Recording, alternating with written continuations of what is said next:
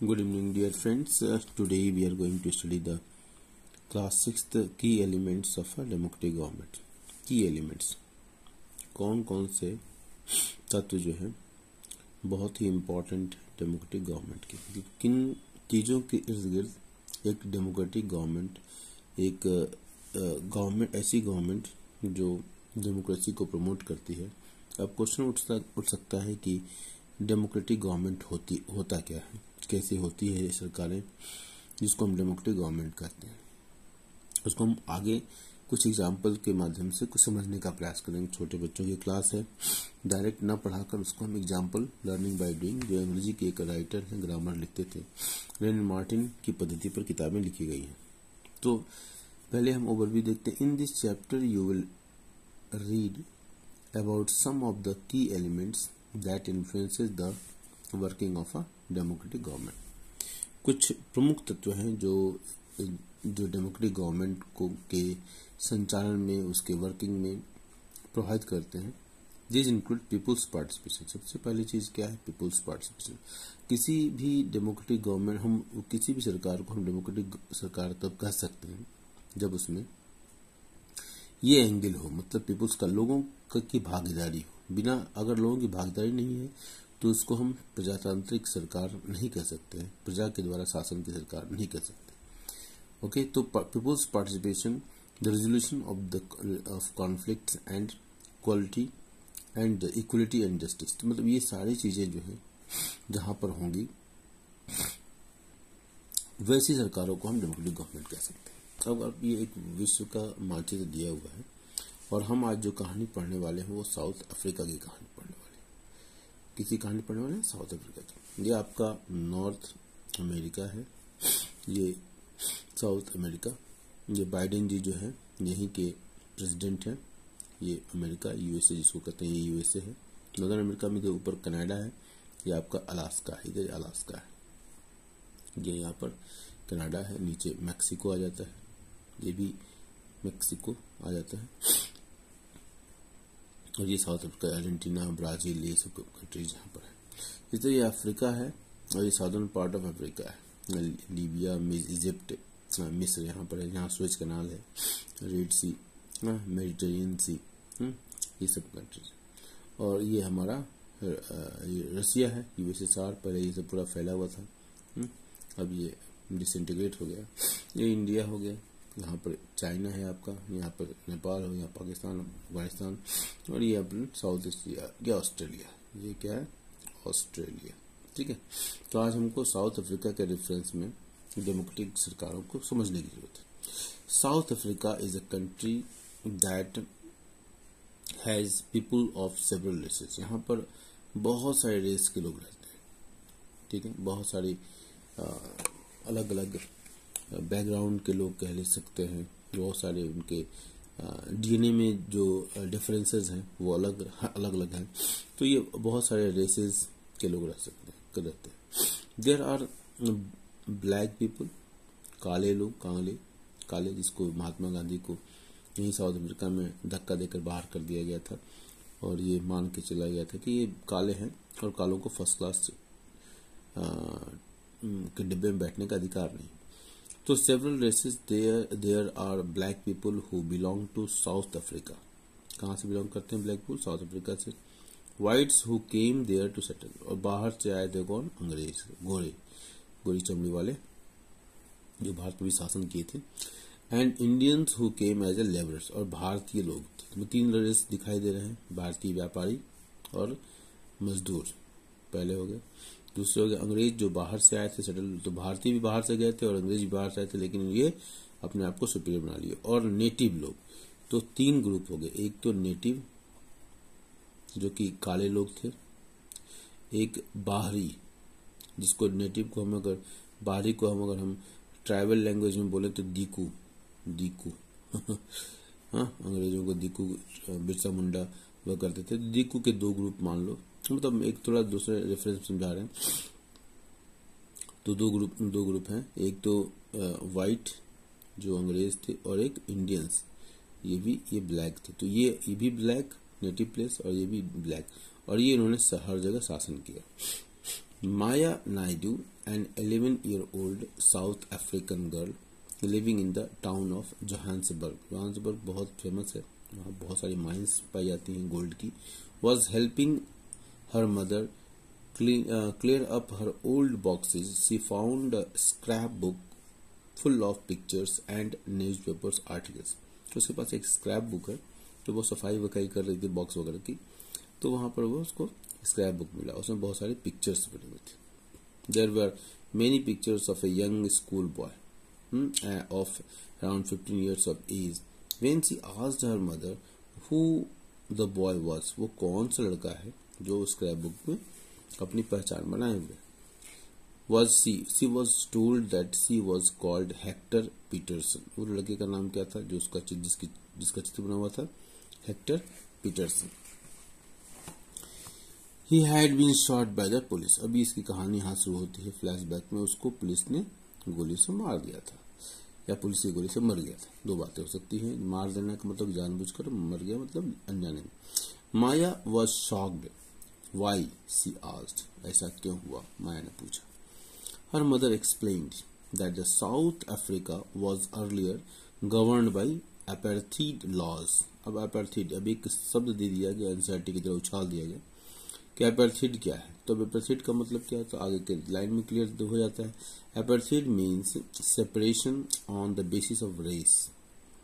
ठीक है, गोरे कालों का भेद नहीं. तो ये यहाँ पर रेस के आधार पर जो apartheid है वो सेपरेशन करता है, भेद करता है. South African people were divided into white, black, Indians and colored races. तो चार हो गए. पहला हो गया white, दूसरा हो गया black, तीसरा हो गया Indians और चौथा हो गया colored races. For according to the law, these races were not allowed to mingle with each other. ये आपस में चारों मेल मतलब इनके बीच में मिंगल नहीं हो सकते थे, ये एक दूसरे मेल जोल नहीं बढ़ा सकते थे. each other to live near each other or even to use common facilities. मतलब common facilities जो है उसको यूज नहीं कर सकते हैं, एक दूसरे से मिल नहीं सकते हैं, एक दूसरे से बातचीत नहीं हो सकती. ये सब चार मतलब डिफरेंसेस क्रिएट किए हुए थे. Maya could not believe her ears. उसको माया वर्तमान परिवेश की लड़की है, वर्तमान परिवेश में इस तरह उसने देखा नहीं है, इसलिए उसको अपने कानों विश्वास नहीं होता है. माया's mother sounded angry when she spoke about life under apartheid. तो Maya could not believe her ears, अपने उस पर उसको विश्वास नहीं हो रहा था कि ऐसा भी हो सकता है क्या. माया's मदर साउंडेड एंग्री, तो वो गुस्से में दिखाई देती. When she spoke about life under apartheid, जब उसने apartheid के अंदर जो डिस्क्रिमिनेशन है, रेशियल डिस्क्रिमिनेशन, उसके अंदर जिंदगी के बारे में चर्चा करना सोचा, तो माया की जो मदर गुस्से में आ गई. She told Maya that in those days, उन दिनों हॉस्पिटल्स क्या होते थे, were separate and so were ambulances. Hospital भी अलग होते थे, किसके लिए, ब्लैक के लिए, कलर्ड के लिए, इंडियंस के लिए या व्हाइट के लिए, और एम्बुलेंस भी अलग अलग होते थे. An ambulance meant for white people would always be well equipped, while one meant for black people was not. अब यहाँ देखिए, व्हाइट के लिए जो एम्बुलेंस होगी उसके लिए विशेष सुविधाएं, सारी सुविधाएं होंगी उसमें, और ब्लैक के लिए, कलर्ड के लिए कुछ भी नहीं हो सकता. There were separate trains and buses. अलग बसेस होती थी व्हाइट के लिए और ट्रेन होती थी. Even the bus stops were different for black and white people. Black और व्हाइट पीपल के लिए बस स्टॉप भी अलग अलग होता था. Non whites were not allowed to vote. जो नॉन व्हाइट लोग थे उनको वोटिंग का भी राइट नहीं था. The best land in the country was reserve for the white people. जो गोरी चमड़ी वाले थे उनके लिए सबसे अच्छी जो जमीन थी रिजर्व होती थी. And non whites had to live on the worst available land.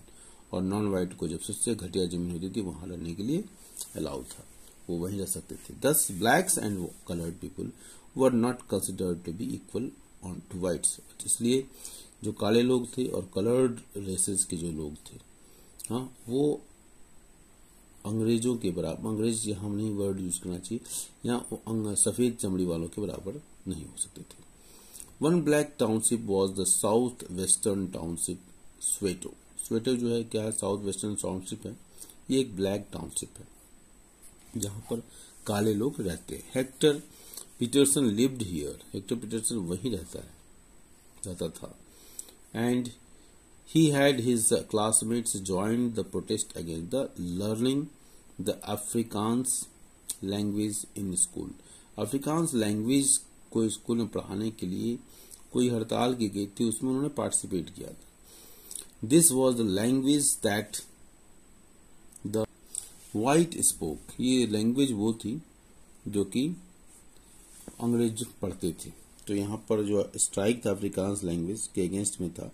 Hector Peterson जो कि वहाँ रहता था स्वेटो में, और उसके क्लासमेट ने ज्वाइन किया था protest against the learning the Afrikaans language. Protest against है, सॉरी ना, तो उसके अगेंस्ट में अफ्रीकांस लैंग्वेज के न पढ़ने के लिए, मतलब उसके स्कूल में जो पढ़ाया जाता उसके अगेंस्ट में वो स्ट्राइक हुआ था, उसमें उन्होंने पार्टिसिपेट किया था, जो कि वाइट पीपल लोग बोलते थे।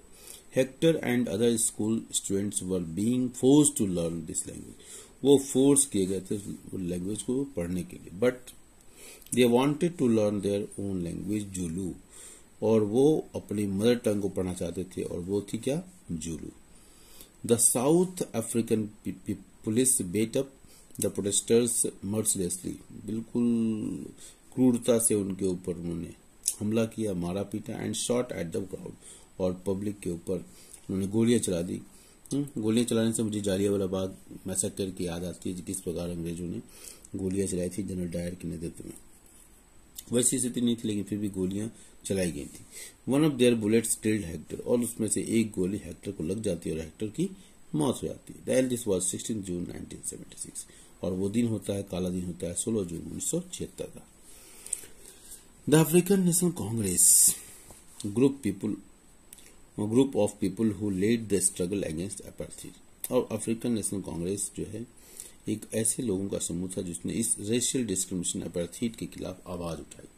And their most well known leader Nelson Mandela. और नेल्सन मंडेला के बारे में बताऊं कि ये महात्मा गांधी के फॉलोअर थे और 28 साल तक जेल रहे। और आपने स्काउटिंग में गाना सुना होगा, हम होंगे कामयाब, हम होंगे कामयाब एक दिन, हो मन में है विश्वास, पूरा है विश्वास, हम होंगे कामयाब एक दिन। We shall overcome one day. तो ये सॉन्ग था जो अफ्रीकन नेशनल कांग्रेस के लीडर्स गाया करते थे, और वो बाद में स्काउटिंग का एक सॉन्ग बन गया। तो Nelson Mandela fought the apartheid system for several years, बहुत साल तक उन्होंने, जैसे कि मैंने बताया कि 28 साल तक वो जेल में रहे। Finally they succeeded, and in 1994 south Africa became democratic country. और 1994 में साउथ अफ्रीका, 1994 में मेरे फादर रिटायर हुए थे रेलवे की सर्विस से, तो 1994 में मुझे याद आता है 1994 में। और 1994 में ही मेरी सिस्टर जो है हाई स्कूल की पास आउट हुई थी, और वो she became the topper highest scholar of the her school. So south Africa became the democratic country in 1994, became a democratic country in which people of all races were considered equal, सभी लोग equal। तो democratic government का एक जो element है equality, वो हमको दिखाई देता है वो साउथ अफ्रीका में स्ट्रगल के बाद। ओके, अब इसके बाद हम जो आगे पढ़ेंगे, इसके बाद हम चर्चा करेंगे कि डेमोक्रेटिक गवर्नमेंट के मीन्स क्या है, कैसे कोई गवर्नमेंट जो है डेमोक्रेटिक गवर्नमेंट के रूप में फंक्शन कर सकती है। तो उसके लिए चलते हैं participation. Why do have a regular elections. अब आप क्वेश्चन पूछा जाता है क्वेश्चन के माध्यम से, कभी कभी हम डायरेक्ट आंसर ना देकर क्वेश्चन के माध्यम से करें तो वो इंटरेस्टिंग हो जाता है। तो हमारे जो रेगुलर इलेक्शंस होते हैं उसकी वजह क्या है। You have already red in the previous chapter that people make the decisions in a democracy. आप पढ़ चुके हैं कि डेमोक्रेसी में लोग अपना डिसीजन स्वयं लेते हैं।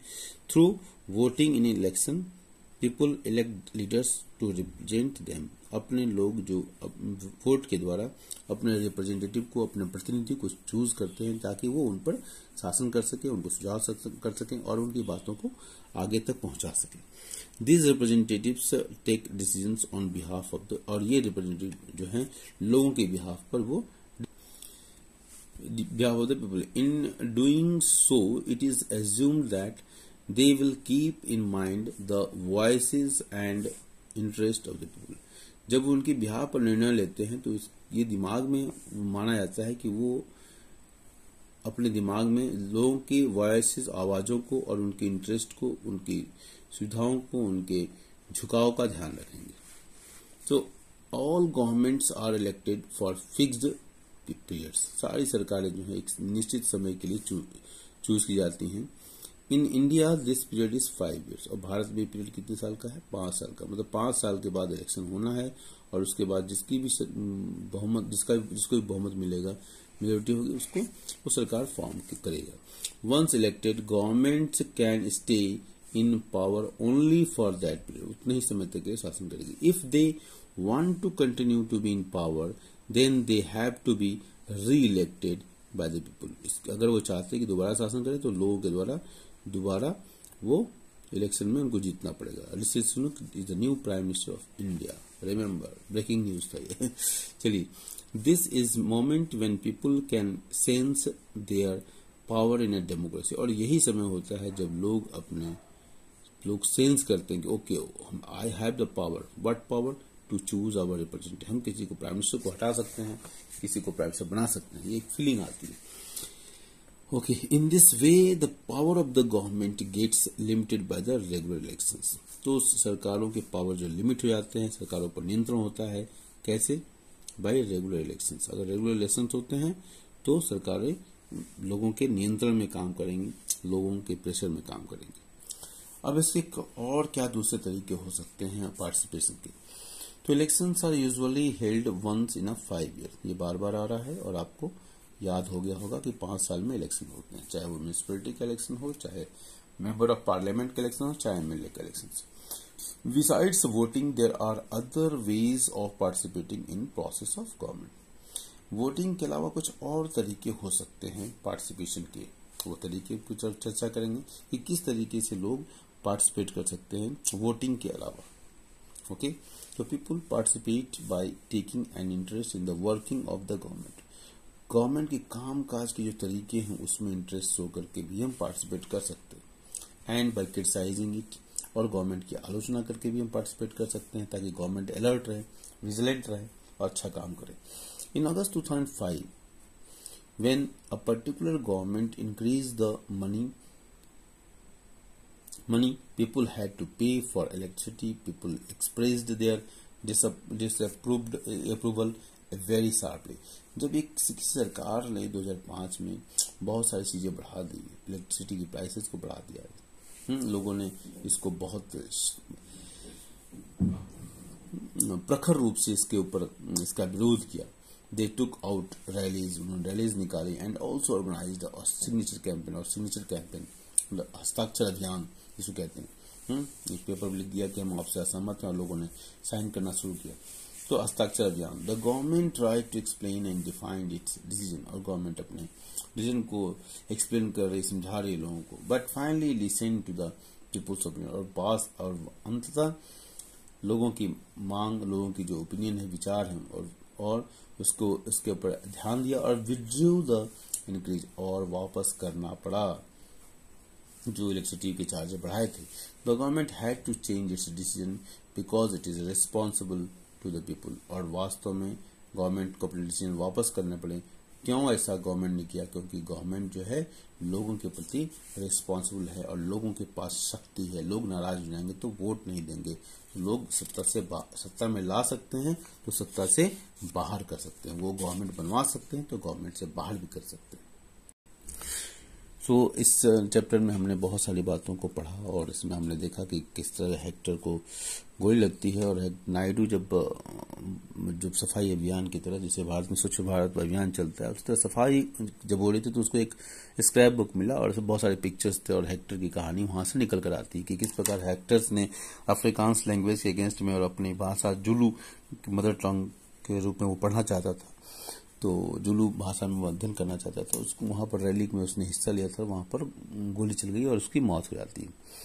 तो एक जो अपार्थीड का जो एक एग्जाम्पल वहां देखने को मिलता है. और किस प्रकार नेल्सन मंडेला 28 साल जेल में बिताते हैं। नेल्सन मंडेला महात्मा गांधी के फॉलोअर थे और उन्होंने अहिंसात्मक आंदोलन के द्वारा देश को स्वतंत्रता दिलाने का प्रयास किया और 28 साल जेल में रहे। और वो फेमस सॉन्ग जिसके ऊपर हमने कहा था कि वी शैल ओवरकम, तो वहाँ से बहुत सारी चीज़ें निकल के आती हैं। फिर उन्होंने अपने देश को 1994 में आज़ादी दिलाई, एक डेमोक्रेटिक सेटअप बना। और इसके बाद हमने ये भी अध्ययन किया कि people can participate in government, लोग गवर्नमेंट में कैसे पार्टिसिपेट करें। तो एक तरीका तो समझ में आया कि वोटिंग के द्वारा लोग वोट दे सकते हैं। जैसे हमारे यहाँ यूनिवर्सल एडल्ट फ्रेंचाइज 18 साल से अधिक उम्र के जो भी लोग हैं वो वोट दे सकते हैं। लेकिन इसके अलावा भी पार्टिसिपेशन के तरीके होते हैं, जैसा कि हेक्टर कर रहा था, धरना, rallies, strikes, signature campaign etcetera, और टीवी के डिबेट्स हैं। ये सारे तरीके हैं पब्लिक ओपिनियन को सरकार तक पहुंचाने के।